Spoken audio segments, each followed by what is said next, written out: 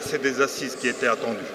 Attendues pourquoi? Parce qu'il s'agit de redonner de la cohérence à notre système fiscal, aller vers une exigence qui est aujourd'hui critique, qui est celle de l'exigence de l'équité, de la transparence et également de la visibilité.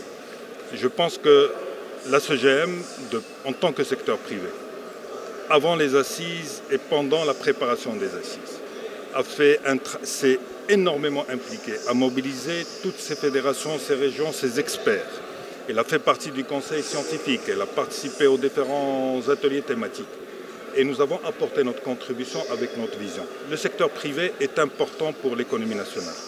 Mais pour qu'un secteur privé soit véritablement contributeur sur un plan fiscal, mais également stimulateur à travers l'investissement et la création d'emplois qui conduit à la croissance, il faut que l'environnement soit assaini, que la vision stratégique sur le plan économique soit claire et également qu'on apporte en termes d'accompagnement et d'adaptation les moyens nécessaires pour pouvoir intégrer, rendre beaucoup plus solides nos PME et nos TPE. Il ne pourra pas y avoir d'élargissement si les entreprises ne sont pas en bonne santé. Et nos entreprises, beaucoup d'entre elles ne sont pas en bonne santé et il faut s'en rendre compte. Deuxièmement, il faut aller vers un système basé sur des principes. La loi cadre, c'est des principes et ces principes doivent être validés avant la prochaine loi de finances. On ne peut pas, parce que la réforme est sur 5 ans, on ne va pas encore attendre une année pour adopter des principes qui doivent être, qui en fait convergent vers la vision des uns et des autres. Et une loi cadre va nous permettre de rentrer dans une programmation sur 5 ans. Troisièmement, il n'y a pas de réforme s'il n'y a pas de réduction de la pression fiscale. On ne dit pas de réduire la pression fiscale pour réduire la pression fiscale, mais toutes les réformes qui ont été menées dans plusieurs pays sur les 5-7 dernières années, toutes ont conduit à une réduction de la pression fiscale. Donc, on n'est pas un pays isolé, nous sommes un pays en compétition. Il est important d'intégrer un principe. La CGM parle d'un taux de 20% et le débat sera autour de ces questions-là. Quatrièmement, une politique fiscale n'est pas isolée d'une politique économique. Notre nouveau modèle économique et social qui va constituer ce socle sur lequel naturellement notre politique fiscale doit se greffer. Mais il n'y a pas de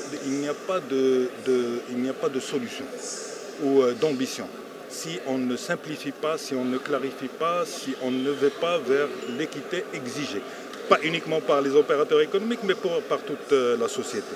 Il n'y aura pas d'avancée non plus si il n'y a pas un assainissement de la relation entre l'administration fiscale et le citoyen, et si le citoyen, naturellement, et les entreprises aussi, ne s'engagent sur un plan éthique pour remplir leur rôle de citoyenneté en payant leurs impôts. Donc, il y a un consensus aujourd'hui sur des principes et ces principes doivent guider notre action et nous devons travailler la main dans la main. Je terminerai en disant il n'y a pas de réforme de cette ampleur sans engagement politique.